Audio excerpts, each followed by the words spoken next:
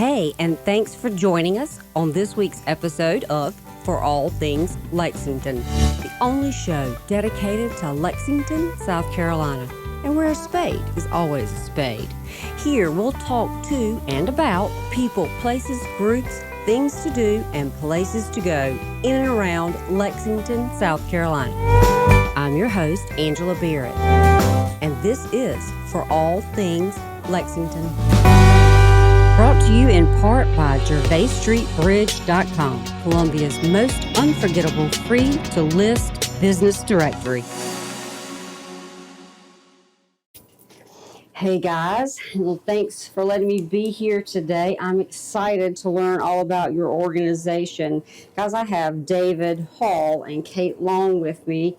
David, you are the director of this Columbia Midlands Orphan Relief, but you're also the director of distribution down in Charleston. Yes, ma'am. And Kate, you are the marketing and volunteer coordinator? Yes, I do all of the volunteer things. So if you want to volunteer with us, please do feel free to reach out to me. And then yes, do our marketing, all of our social media. So if you guys see all of our Wednesday wish lists, which definitely get more into that, all of those, it's all me. And also, of course, assist with everyday operations, day-to-day communicating with all of the agencies that we work with and making sure that orders get fulfilled and these clothes get sent out. Yeah. So tell me, what is Midlands Orphan Relief? So I'll let you start. Go ahead. All right. So Midlands Orphan Relief is actually an extension. This is our organization's second location, and we started down in Charleston. Our first site was Low Country Orphan Relief. And so our founder, her name is Miss Lynn Young, and she actually started this work after she had retired. She had a career in teaching and had retired from that capacity and took on a position as a volunteer guardian ad litem. And so for anybody who isn't familiar with guardian ad litems, they essentially go through all of the court proceedings, do home visits for children that are on these abuse and neglect cases, and then they come up with a recommendation as to what they think is the best placement and ultimate situation for that child. They give that recommendation to the judge. And so she was working in that capacity and just noticed the very immediate need for clothing for the children that were on her caseload, because they were wearing clothes that had, stains and tears, holes, just not in great condition. Right. And it's such a basic need. By this point, she did not have any young children of her own, and so started just asking neighbors with children for clothes that their kids had grown out of or that they were no longer using, and the response to that was overwhelming. Her porch started to fill up with donations from just her neighbors and members of her own community. And again, it was just overwhelming. And so from there, it's started to become so much that she had to rent storage units to house all of the donations that she was getting for these children that she was working with. And by that point, the supply was much bigger than the demand for the kids that she was working with. And then kind of realized that she could work with other agencies and provide this clothing to other children beyond just those that she was working with as a guardian ad litem.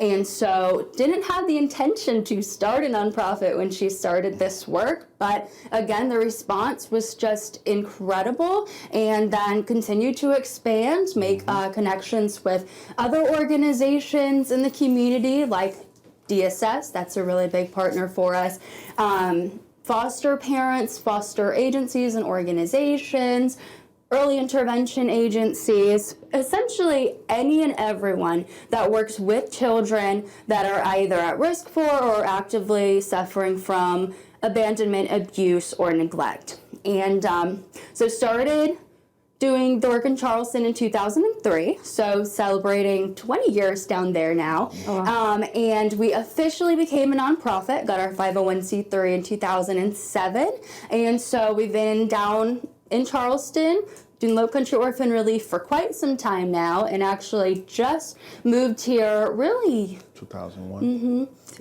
or 2021. 2021. It was summer, but we were pretty quiet those first few months, really just adjusting to the Midlands area, trying to make connections with the organizations and agencies like DSS up here, because there is such a need in the Midlands. I believe Richland County has the highest number of children in foster care in South Carolina. Oh, wow. And so there is a big need, but of course just had to take that time to make those connections and identify those children that are in need. And I started in last May. It has grown so much just in the past year. So really excited about what the next year is going to hold for us. Well, that's good. So let me see if I understand this right.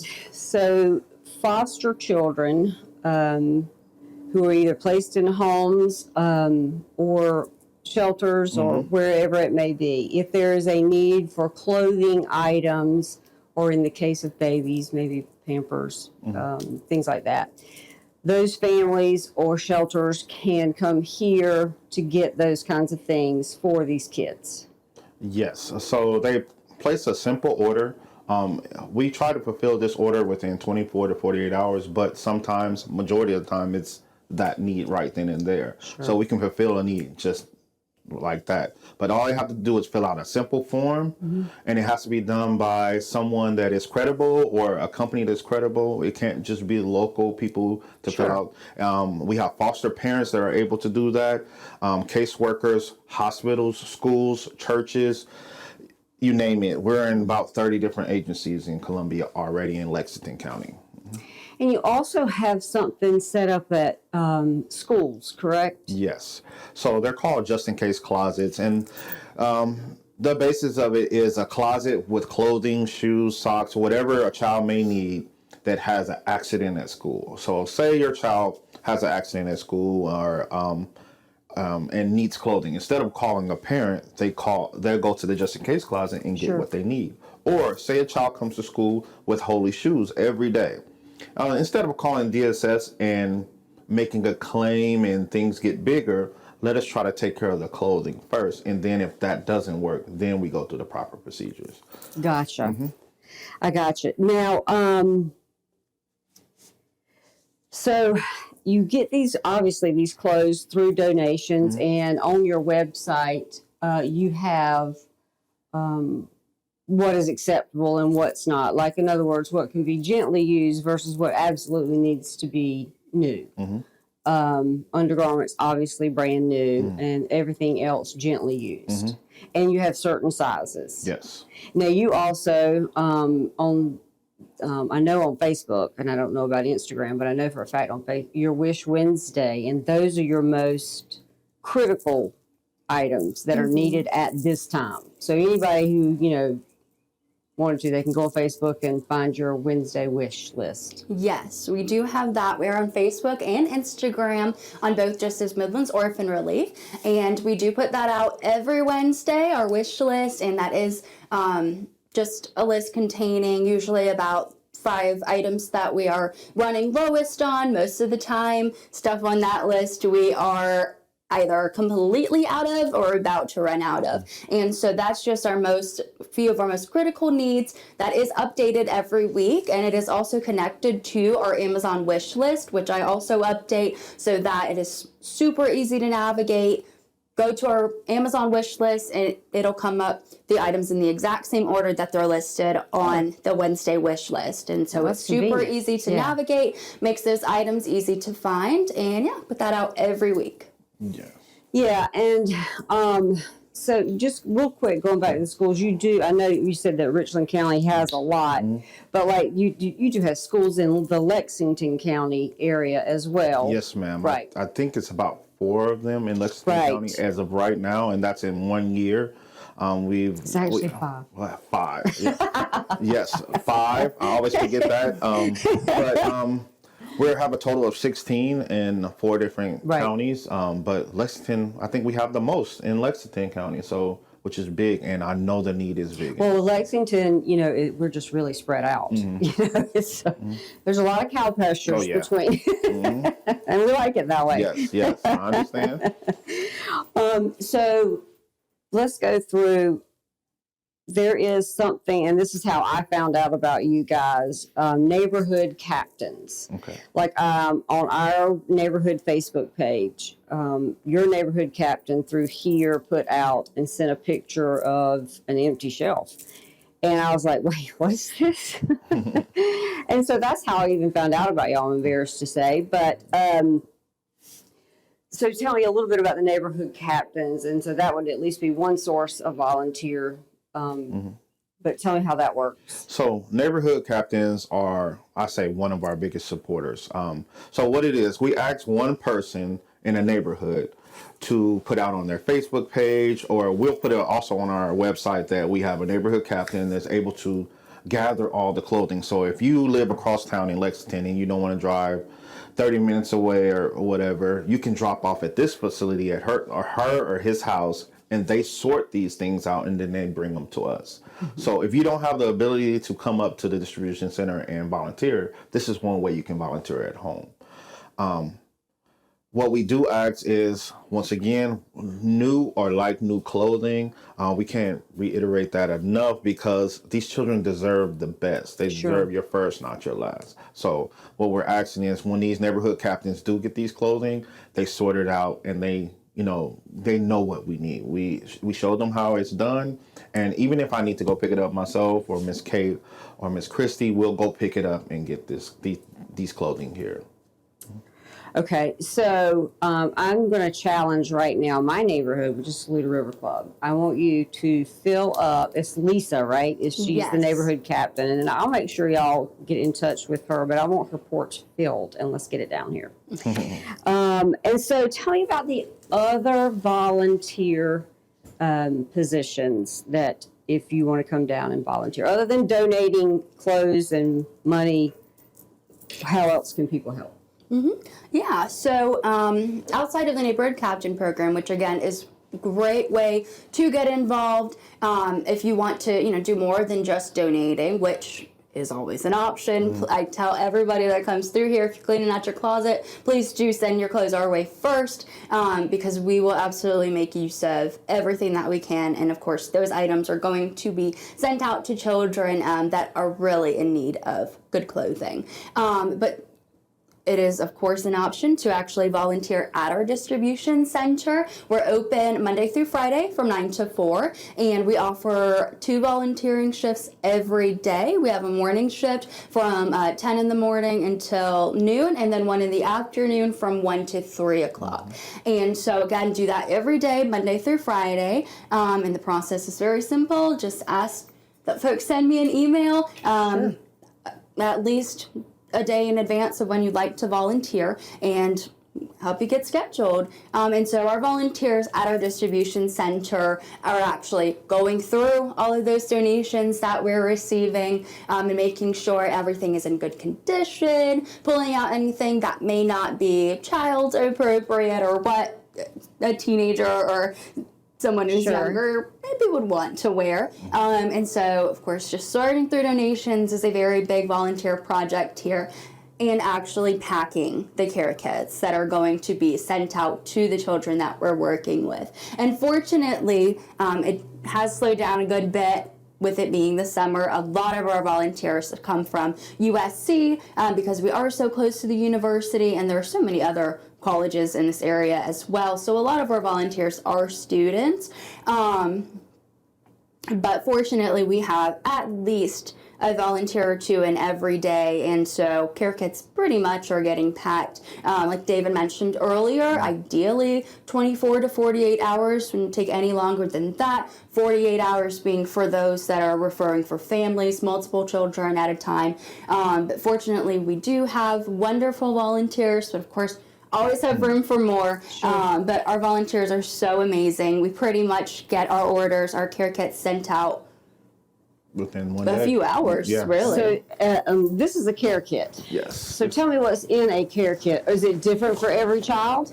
It's different for every child. Okay. So we get a order sheet. It's basically a form, and they'll check off the things that they want. So say they need shoes and a jacket and toiletries, and that's what will be in there. But we also put a stuffed animal and a book in there always. I don't care if the child is newborn or if it's an 18-year-old male or female. They're all going to get a stuffed animal and book, because we realize that some of the children that get these bags are in facilities, or they can be in DJJ, or have done bad things, or just need something to love on. So this stuffed animal is something that they can hug on, and something that someone cannot take away from them.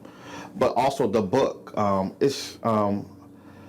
I realize that these children come from homes that they have difficult things that's going on. But when I was a child, I remember my stuffed animal, and I remember just looking in the book and trying to zone out of what is going on in their life. Sure. So that's what we provide for them. We put them in these bright colored bags so they can reuse for laundry, or even if they have to move from another house to another. So the books, are they gently used books, or they're all brand new, and is that something else that can be donated? Yes. Yes, so they all are brand, it could be both, gently used or brand new. We do ask for brand new most of the time, because lots of gently used books, they have wear and tear they'll tear up really fast, but also they have names in them. And we want to be personable. This child doesn't want a shirt or a jacket or even a book with someone else's name in it. So if we can get brand new, we would love that. Yeah, and the stuffed animals obviously new. Yes. For hygiene purposes, I would imagine. We do take used stuffed animals, but it has to be on that same level of gently used. We can tell the stuffed animal when you take it out of the bag if it's gently used or not. Sure. So that's the way that you help, the volunteers can help. Mm-hmm. So you have, I know, at least one event coming up. It's the Southern Garden Party. Yes, ma'am. All right, so tell me about that. Want me to talk about it? Mm-hmm. Okay. Southern Garden Party, it will be in April, pretty sure, next year. It is a big event where we have, I say 100 to 150 people come out, and it's a Southern Garden Party. We usually use one of those old plantation houses with flowers, and it's just a big event, mimosas, but what goes on there, we have a hat contest, Southern hat contest, and it's $20 usually to get in, and these women come with these beautiful hats, and and most of the prize money goes to MOR, but we do have prize baskets for first and second and third place. But the best thing about it is we have a fashion show, and it's not a regular fashion show. It's just with children that are in the system that want to inspire to be models. So we have a runway, we have music, we have lights. It's just an amazing day. And it's just for awareness. So in April, we're going to, put that out there well before April. And it's usually $45 to $50 a ticket, but it comes with a free mimosa. It comes with hors d'oeuvres, and it's just a lot of fun that day. Yeah, it sounds like fun. Mm-hmm. I probably know some women that I can get here in April. And then you guys have probably one of the most important drives is what is known as your stocking drive. Mm-hmm. Tell me about that.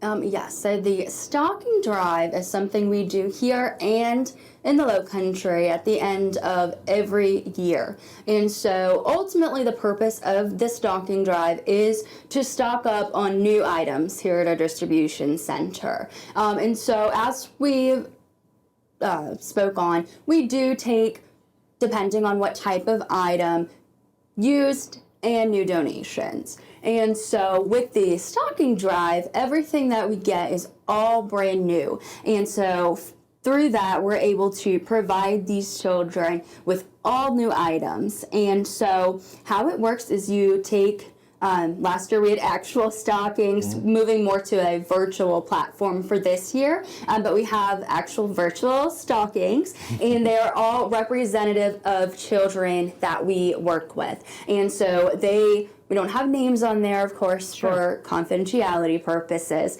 but we have their size information, and so they are representative of actual children that have been referred to us.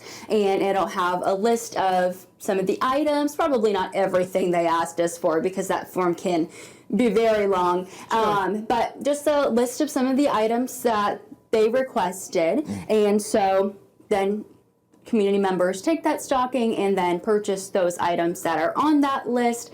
And so the next child that is referred to us that needs clothes in those sizes is going to get them all brand new. And last year was our first year doing it in the Midlands. We were much smaller than we were even now. I mean, just 7 months ago, we were much smaller in the community than we are today. But even then, the response was incredible. We got so much brand new clothing, brand new shoes, and the shoes are such a big deal, especially to our teenage boys, because so many of them have never gotten these new name brand shoes. Like last year, we got pairs of Pumas, Nike, Adidas. I think we even got like some Air Force Ones somebody had donated. It's a very expensive shoes, Right. And then pretty much the next day got to send out some new shoes. It was a new pair of Pumas that had been donated to us. Sent those out to a teenage boy that had been referred to us by one of the guardian ad litems with Richland County CASA, court-appointed special advocates. They are Richland County's guardian ad litem program. And we work with a good few of their guardian ad litems over there, and they had referred a teenage boy to us, and we sent these shoes out to him pretty much that same day. The caseworker actually was going to see that child that same day, and so they sent the referral form over to us, got the care kit packed, got those brand new shoes in there, and that same day they were given to that child. Big old 16-year-old boy. I'm not sure if he was a football player, but absolutely could be if he's not. And his guardian ad litem called us actually with him after he had given him the care kit. And it was just so incredible. This boy, and this is the case for so many of the children that get referred to us, he had never gotten a pair of new shoes before. Wow. He had never had somebody in his life that was able to do that for him. And so it meant so much to him. His guardian ad litem was telling us, he was almost in tears, this big old teenage boy, because it just meant so much to him to actually be able to have new shoes to put on his feet, and name brand shoes at that. Right. Because you don't know how kids can be. Yeah, kids can be really cruel in school. Yeah, they to can. other children. They're cruel. I mean, it's just the age. Yes. But Yeah, so I mean, they absolutely should not have to, on top of the situation that they're facing Right. at home, having no support at home, then to have to go to school and have their classmates pressure. put them Yeah. down because they're not wearing the best shoes or not wearing the best clothes, or maybe it's a situation where they're wearing the same clothes every day. They absolutely should not have to worry about that. And so, again, during the year, not all of our donations have to be brand new, but the stocking drive really, really helps us get all new stuff that gets sent out to sure. these children. And it really does mean so much for someone who has never gotten brand new stuff before, who is used to only, getting hand-me-downs from family members or getting clothing wherever they can,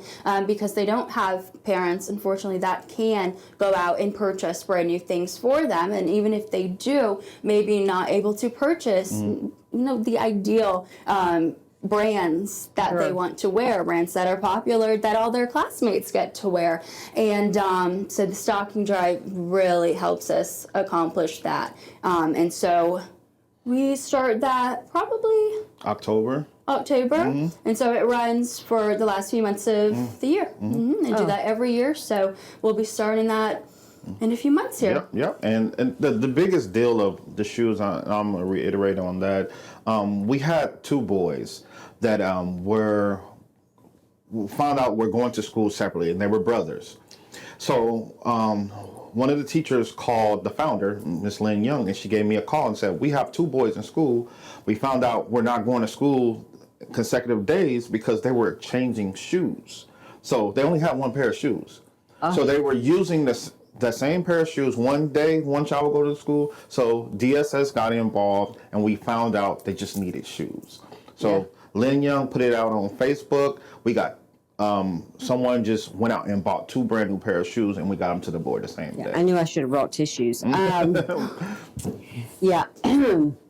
Yeah, that is, I mean, a lot of us will take for granted, what we put on to go to work or what we put on our children to go to school. And like you said, there are some children who they're taking turns, like you said, to go to school, or they're not going because they're embarrassed or don't feel like the other children. Yes. And that affects people through life. Yes. I know y'all's program has helped a lot of children and has had some great success in helping at least some confidence boosting when they get new clothes or get clothes that don't have holes and things like that. So I mean, it's a great program. Now your distribution center, I'll get that out right. Can we go sit? Yes, sure. All right, great. Got to see actually volunteer back there, certain clothes and all of your needs. And speaking of needs, what is your biggest need right now? All right, so I think our biggest needs are toiletries, baby wipes, Pampers, on that. Yeah, there were no baby wipes. Yes, there were no baby wipes. But with toiletries, we need ethnic hair products. So when we get toiletries, a lot of African American, Latino, Hispanic, or children of color, we can't use the same hair care products because it breaks off our hair and different things like that. We can use it, it will work, but it's not the best for our hair. So what we're asking for is people to send ethnic hair products. Walmart has a nice, good price aisle of that. You can even search it online. But if also on our wish list page, you can go straight to it from Amazon. Yes, and there's probably some hair products on our wish list right now on Amazon. Those are pretty consistently on there every week, and it's really always a need with toiletries and hair products and like baby wipes as well, because those things, unlike regular tops and bottoms, do have to be brand new. Of course, can't take an open bottle of shampoo for obvious reasons. Or used toothbrush, And so with toiletries having to be new, unfortunately, we just don't get them in as frequently as we do like our clothing items. And so toiletries are always a big need. Hair products specifically for ethnic hair of all types, and really for all ages. So toiletries that are appropriate for, because we serve from newborns through 18-year-olds. So from babies through regular adult products, we really need it all. And we're asking for like sample sizes or a little bit bigger than that. We cannot, I understand the best price ones are the bulky ones, but a child cannot carry that around. So we're asking for the travel size, or even if you go, and a lot of people do this in Charleston, we're trying to get them to do here in Lexington and the Midlands, is when you go on vacation and you have those samples there. Right. They're your samples. You can take them, and we have people that save them up all year and bring us bags of those samples, and we can hand them out to those children. Well, another example, and correct me if I'm wrong, was like when we go to the dentist and you get a toothbrush and a little thing of toothpaste and maybe some floss. I mean, just, if you don't need that bag that's all zipped up and nice and clean, is something that could be brought, right? Definitely. Yes, and travel sizes really are preferred because unfortunately most of the time when these children are referred to us, a lot of them that are not at risk, that are on active cases, are coming to us in kind of that transition space between having been removed from their biological homes because of abuse, neglect, whatever it was that was occurring, and then transitioning into either foster care or kinship care, living with a family member. And often in these situations, they can go from home to home,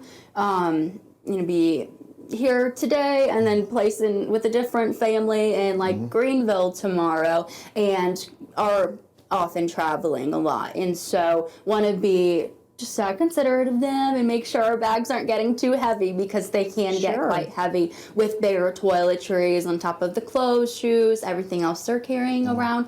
And so we take all of them, but travel sizes are really the best, or just smaller sizes. That will be easier, especially for our little kiddos to carry. Sure, absolutely. Well, some great ideas on how everybody can help. Now let me make sure we have all of your contact information, website, and Facebook, social media pages, and number, please. Yes, so we are, again, on Facebook and Instagram, on both just under Midlands Orphan Relief. We do have our website, that's midlandsorphanrelief.org. And our phone number for our office is 803-440-8400. And again, we're open 9 to 4, Monday through Friday. And so if you guys want to just give us a call, want to volunteer, have questions about how to donate, where to drop off, please just give us a ring. Yes, and if you want to in contact with me, David Hall at lorkids.org. That's my email. I'll answer every day whenever you need. And if you need anything, just contact me. I'll be here. Great, thanks. And thank you again for letting me be here. I'm looking forward to the spring garden party, Southern Garden Party. I'm going to have to find a hat. Yes. Oh, yeah.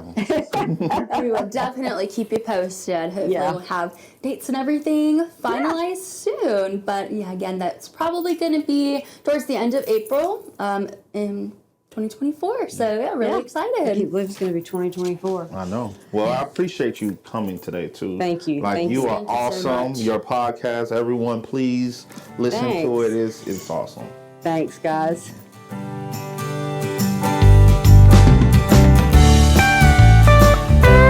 Thanks for hanging out with us today, and we hope you enjoyed the show. If you'd like to be a guest on the show or have a person, business, idea, an event that Lexington needs to know more about, email me, local@forallthingslexington.com. That's the number 4, y'all. This episode was brought to you by the real estate agents at Home Matters, building on service, relationships, and on what matters to you. Find out how you matter and how they can help you with buying and selling your home at homematterssc.com.